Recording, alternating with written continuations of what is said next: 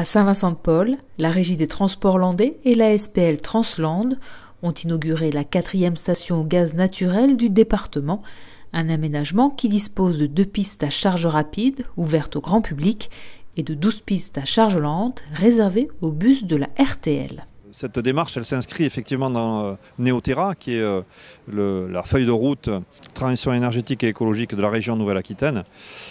Et dans cette feuille de route, le verdissement de la flotte des véhicules publics est un élément important.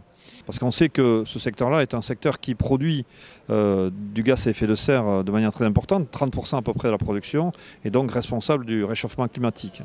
Donc évidemment que le transport public donne l'exemple, malgré les sacrifices qu'il faut faire, parce qu'on l'a vu, un bus aujourd'hui propulsé donc, par le biogaz coûte plus cher qu'un bus propulsé par le gasoil, même si on peut imaginer qu'après l'entretien, le fonctionnement, ça revient moins cher, donc on arrivera à amortir.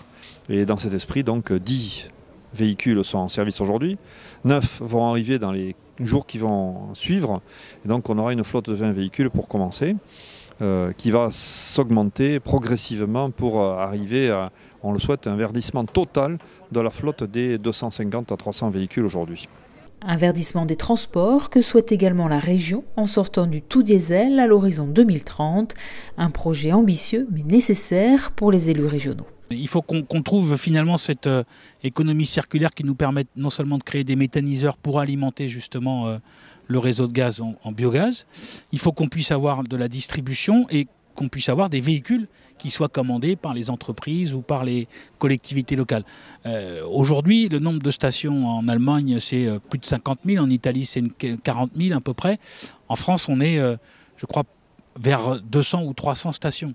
Ça veut dire qu'on est complètement en retard sur notamment le biogaz.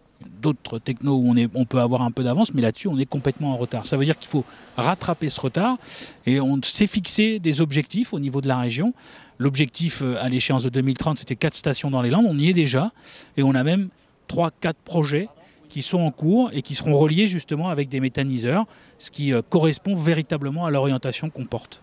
Ça veut dire tout simplement que notre souhait, c'est véritablement de faire un aménagement du territoire en créant ces circuits pour qu'il puisse y avoir un approvisionnement de l'ensemble des véhicules, que ce soit la marchandise, les véhicules pour les voyageurs ou les véhicules particuliers.